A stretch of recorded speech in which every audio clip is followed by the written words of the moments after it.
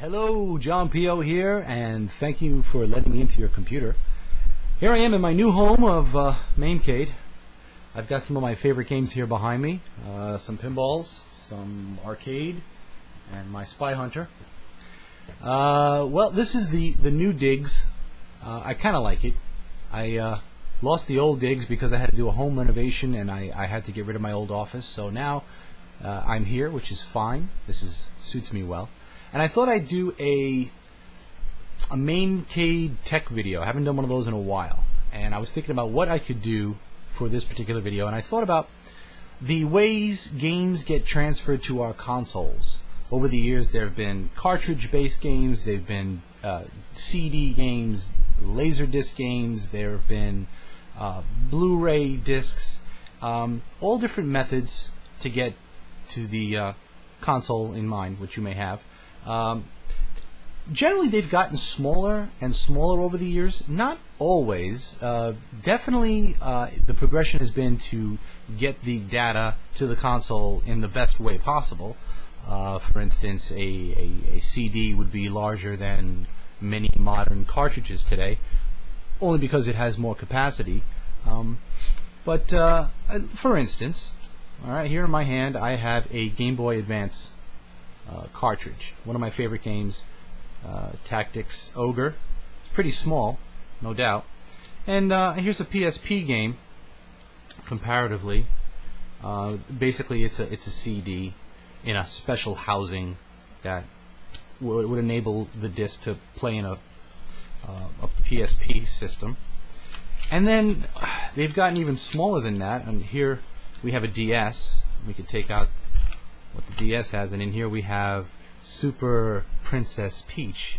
Yeah, there you go. And look at the size of this. This is like a postage stamp. You can actually, you know, oh well, you can eat this thing, swallow it, probably pass it without a problem. Anyway, so they have been getting smaller and smaller generally, but the real reason why I bring this up is I wanted to showcase some of these things, like my Spy Hunter back here. It's a Bally game. Back then, the data was stored on actual boards, big old boards, and that worked fine. Capcom was one of the companies that would do this. They had a system called a CP system, and that was basically a board that would attach to the main thinking processes of the machine. Problem with that was they would experience major hacking problems, reverse engineering. Being that the board was exposed and open, many people could get in there and mess around and fool around and change things and try to reverse engineer some of their proprietary stuff, you name it. And probably the most famous game on a CPS system would be Street Fighter 2. So to answer that, Capcom came out with the CPS 2, and they supposedly solved the problem, and by putting it in a dedicated housing that would have to connect to a second housing that then would connect to the thinking part of the console, the game, of the machine. And I do happen to have one here. I want to show you to it. Now remember the size we were talking about, you know? Small, teeny tiny. This is the CPS 2. Yeah, it's pretty awesome. It's pretty awesome. It's huge, and it consists of two parts: the blue part and a black part on the bottom. And they would be A and B. The A would be the bottom part, and the B would be the blue part. The blue part actually contains the game, the ROMs, all the stuff inside, and the A part would be the one that had, for instance, it has a fan to keep all the internal parts cool because it is encapsulated in this plastic, and this is the part that would connect with. Here's a basically like a cartridge, like the old Nintendo cartridges. This would connect to the JAMA connector inside arcade games, and there would be outputs for sound. Pretty awesome. So this particular one is X-Men: Children of the Atom. Now there were different colors. The colors represented the regions, very much like CDs and movies and DVDs are region-based. Blue would be North America. Green would be Japan, and there were other colors. There was gray and pink and orange. for South America or something like that. So there was some pretty cool stuff about this. They would try to encrypt these so that it could not be decrypted even if you busted this open, because you could say, well, why can't we just crack this open? Not only was it like this, but it had all kinds of safeguards.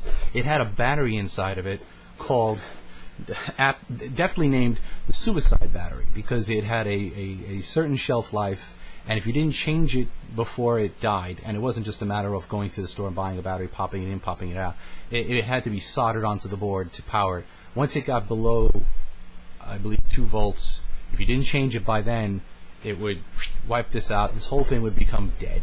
You'd have to actually send it to Capcom for them to refurbish it and send it back to you.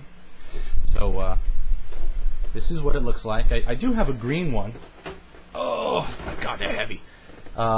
This one is Marvel vs. Capcom, and this is for Japan. You can see some Japanese. It says "Made in Japan" and some Japanese writing on that. Pretty cool. And I think what I'm going to do is I'm going to bust one of these open and show you the guts. And it pulls apart once you get access to it, and it would be secured inside the machine by these clips.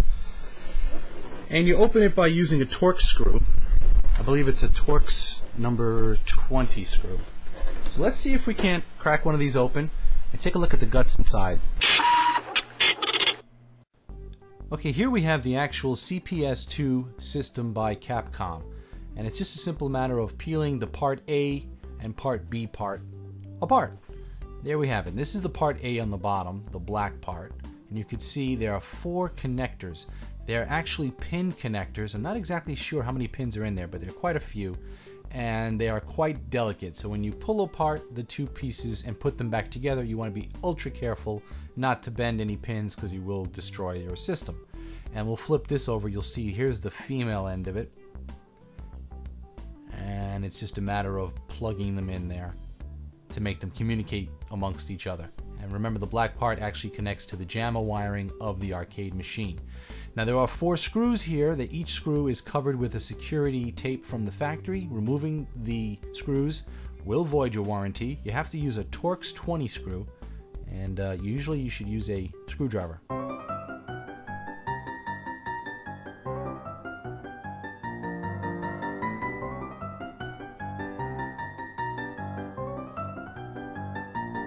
Okay, with that done, you just gently peel off this part, and there's the board. Now the old CPS1, this would all be exposed, and there wouldn't be the encryption that they developed later on. Flipping this over, you'll see all the ROMs that are plugged into the board for the specific game that you may have. And on the other side here, this purple thing, this is the Lithium suicide battery, as it's called, right here. And it's actually soldered onto the board. It's a 3.6 volt, I believe. And that's what you'll have to change before that voltage drops below 2, which could take a year or 2. So here are the ROMs for this particular game. And we're just going to put it back here gently. Obviously, you have to put it back the way you took it out. Otherwise, she won't work. I'm going to show you here. This is the spare suicide battery, and these can be purchased via the internet, or actually you could get them from specialty camera stores. It is a lithium battery, which can be found readily. I'll show you that up close. It has leads that can be cut to length. You basically have to pull the solder out of the old ones, put a solder sucker while you're warming it up, and then putting this in place and gently soldering it back with the correct pulls in place.